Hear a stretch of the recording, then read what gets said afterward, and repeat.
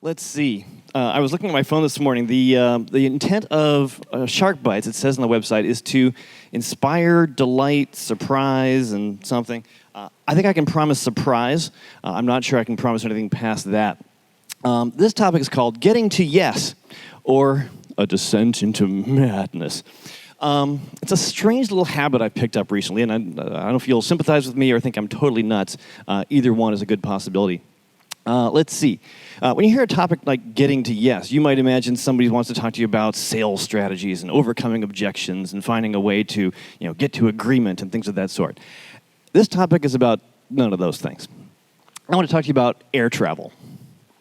In our line of work, we travel a good bit. We fly here and there to be able to help people. And when you fly enough, you pick up status. You get points, and you can pick your own flights and things of that sort. Pick your own seats. I like the exit row. Any exit row flyers? Yes, best seats in the house. Why? Leg room. You get more room for your feet. It's a beautiful thing. Yeah. So I like sitting in the exit row. That's where I want to be. When you get to sit in the exit row, an interesting thing happens. You get something called the exit row briefing, in which a flight attendant walks up and says, "Hi, folks, you're all sitting in an exit row. In the event of an emergency, we need all of you to assist in the event of such a situation. We need a confirmation from each of you that you're willing and able to comply." And they say the most interesting thing. They say, "I need a verbal yes." Now, you ever had one of those situations where you hear something and your brain goes wandering off and does its own thing?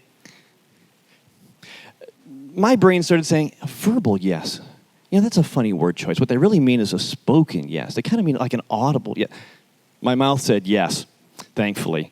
But my brain was busily gibbering away. I thought, well, that's an interesting, that word verbal. Well, at the other end of the week, I go get to hop on a flight coming back the other way. And by that time, my brain had had a chance to fully germinate this terrible idea.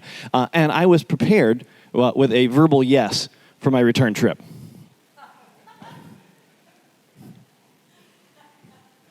Willing and able to assist in the event of emergency? Yes, says this person. Yes, says this person. Yes, says this person. They get to me. It's verbal. It is verbal. Yes, said me. And I get the funniest responses. Sometimes the flight attendant looks at me and sticks a thumbs up and moves on. I had one person laugh and say, do you just keep that as a bookmark? Well, I think the answer is fairly obvious.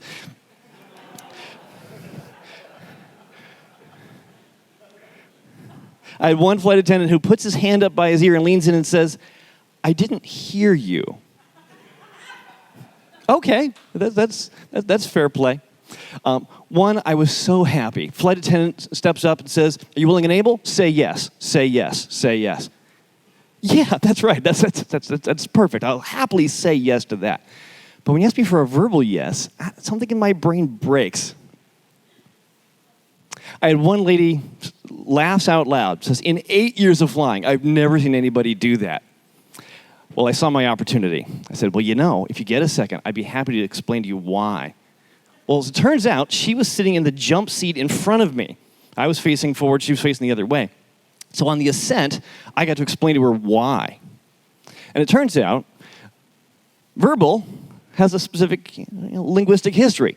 Verbal comes from the late Latin verbalis, consisting of words, which in turn comes from verbum, word. So the word verbal carries as its root the idea of a word, not so much the idea of something spoken. In fact, if you look in the Merriam-Webster dictionary, which of course I did, you find that definition 1 indicates the verbal is of, relating to, or consisting of words. And you have to get all the way down to definition 3 before you get to one that says that it's spoken rather than verbal. So, my definition of verbal is clearly the superior one, right? I mean, just by the math of it. So, was my flight attendant cool with that? Yes, he was. That's Amanda. Say hi to Amanda. All right. So, you'd be surprised how useful having a yes sign is. And I brought my verbal yes with me today. My county sends out emergency warnings, let you know that there's thunderstorms or hurricanes or whatever in the area. And it says, reply with yes to confirm. That's all they needed to ask.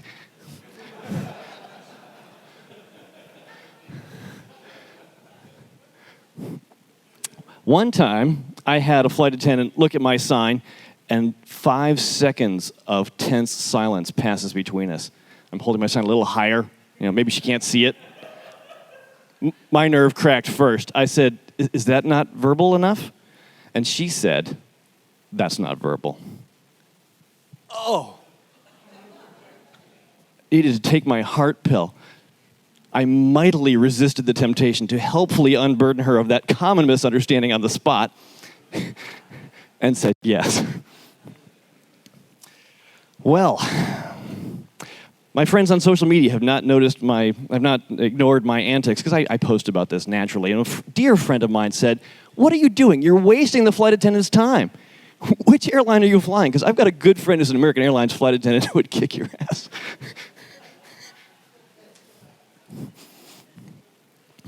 This lady said, I'm just waiting for them to kick you off the plane. Do you notice her last name and mine are the same?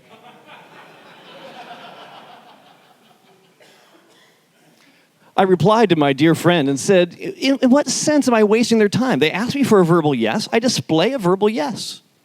If they accept it, great. If they repeat themselves, I understand they're using definition 3 of verbal instead of definition 1, and I give them a spoken yes. I won't argue with the poor soul in the moment about the various definitions of verbal. After the second ask, it's clear we're on different definitions.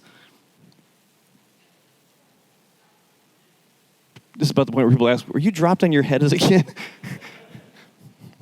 My friend replied, conventional wisdom says there's no ambiguity between spoken and verbal. Conventional wisdom says. So I said, well, where do I find the dictionary of conventional wisdom to look up the conventional wisdom definition of that? My friend replies and gives me a definition of conventional wisdom, which I appreciate, a generally accepted theory or belief. I replied with a definition of definition. A statement of the meaning of a word or a word group or sign or symbol. Did that say sign? Yes, as a matter of fact, it does.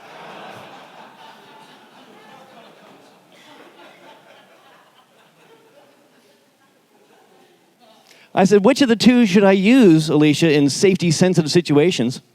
General theories or statements of meaning? Yeah, I see the 0. I'm sorry, I'm running over time. We live in a world where the battle for the split infinitive has been lost. We have to let it go. A world in which the Oxford comma is being debated at the level of federal courts. A world in which an increasing number of dictionaries allow figuratively as a valid definition of the word literally.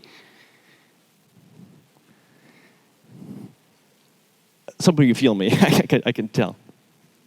So what are we going to do? Is there still a place for somebody who wants to stand by the actual definition of a word whose meaning defines the idea of a word? Verbal means of, relating to, or consisting of words, and my sign is undeniably a word, right? Maybe I should let it go. Should I let it go? Should I keep it going? Never. Maybe we should let you guys decide. You're a fiercely intelligent group of individuals, maybe the largest such that I'll ever be able to present in front of. People who, in fairness, are focused on clear communication, who think carefully about very small elements of communication to be able to make things work smoothly. Should I leave the yes in the trash can? Or should I keep it going? Those who think it's a good time to let it go, give me an eye. Those who think I should keep the verbal yes going. Yes, thank you very much.